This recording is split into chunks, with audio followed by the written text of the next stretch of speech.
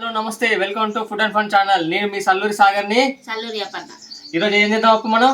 Egg pasta ఒకసారి తయారు చేసే విధానం, దానికి కావాల్సిన పదార్థాలు ఏంటో చూసుకుందాం ఒకసారి. ఎగ్ పాస్తా కావాల్సిన పదార్థాలు: ఎగ్, పాస్తా, పచ్చిమిరపకాయ, ఉల్లిగడ్డ, క్యాప్సికమ్, ఉప్పు, పసుపు, ఆయిల్. ఆయిల్ పోసుకోవాలి. ఆయిల్ పోయి ఒకటే పావు ఆయిల్. ఆయిల్ ఒక పావు ఆయిల్. ఇది హీట్ కావాలి. ఓకే, కొంచెం హీట్ అయ్యేదాకా ఉంచుకున్న తర్వాత ఏమేమి చెప్పుకుందాం ఒకసారి. ఉల్లిగడ్డ, పచ్చిమిరపకాయలు. ఓకే, ఇలా ఎటువంటి పోపు గింజలు, జీలకర్ర అలాంటివి వేసుకోవద్దు. ఇట్లాంటి మొత్తం ఏం వేసుకోవద్దా? ఏం వేసుకోవద్దు. ఇది గోలాలి.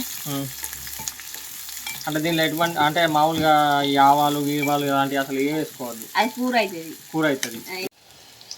ఇవి ఎగిన తర్వాత క్యాప్సికమ్ వేసుకుందాం. ఇలా ఒక క్యాప్సికమ్ వేసుకోవచ్చా లేకపోతే ఇంకేమైనా వేసుకోవచ్చా? ఏదైనా వేసుకోవచ్చు. క్యారెట్, టమాటా, ఇట్లా బీన్స్, తర్వాత బఠానీ, క్యాబేజ్ వేసుకోవచ్చు. కానీ నాకు ఇది క్యాప్సికమ్ ఇష్టం కాబట్టి క్యాప్సికమ్ వేసుకుంటాను. ఓకే, కొంచెం స్లో పెట్టుకున్నామంట. ఇది కొంచెం గోలాలి. కలుపుకుందాం. కొంచెం పసుపు వేసుకుందాం.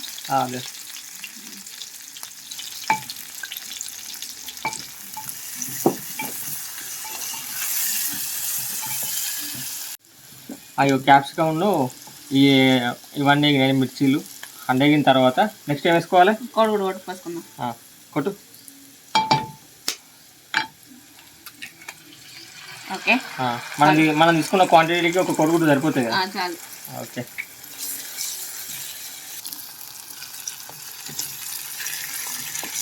ఇప్పుడు ఈ ఎగ్ అనేది బాగా రోస్ట్ అయ్యేదాకా ఉంచుకోండి మనం. కొంచెం రోస్ట్, లేకపోతే నీసు వాసన వస్తుంది కదా? లేకపోతే నీసు వాసన వస్తుంది అంట. అందుకే కొంచెం కొద్దిగా నల్ల ఇప్పుడు ఇంకొద్ది కలర్ రావాలా దీనికి? కొద్దిగా. ఓకే, కొద్దిగా కలర్ వచ్చాక ఎంచుకుందాం. ఒక 2 నిమిషాలు. ఎగ్ ఎగింది. ఇగో పాస్తా వేసుకుందాం. ఈ పాస్తాను కొంచెం నీళ్ళలో నానబెట్టుకోవాలి. నీళ్ళలో నానబెట్టుకొని దాని మీద ఏమైనా డస్ట్ ఉన్నా లేకపోతే మెత్తబడడానికైనా కానీ పోతుంది అంటవా? ఓకే, ఇది వేసుకోవాలి. ఓకే, కలుపు. ఓకే,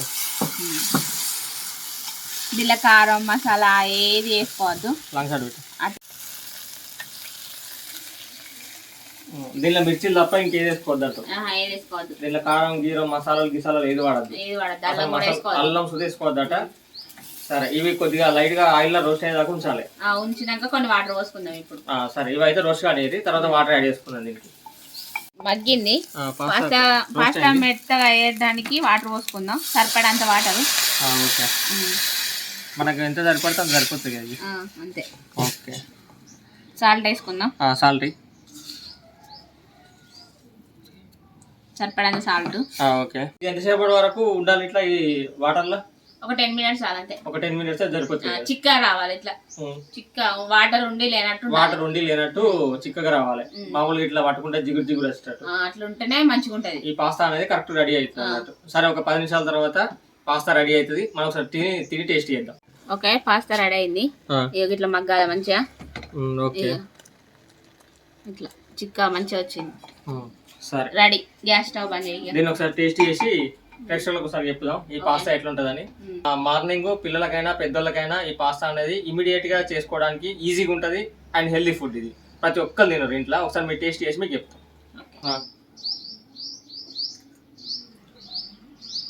నిజంగా చెప్పి ఎట్లున్నది? బాగుంది, సూపర్. అన్ని కరెక్ట్ సమాన పాలు సరిపోయినాయా? ఓకే, ఇలాంటి మరిన్ని వీడియోస్ కోసం ఫుడ్ అండ్ ఫన్ ఛానల్ ని సబ్స్క్రైబ్ చేసుకోండి, లైక్ చేయండి, షేర్ చేయండి, గంట కొట్టండి. Signing off, Salluri Sagar. Salluri Aparna. Subscribe.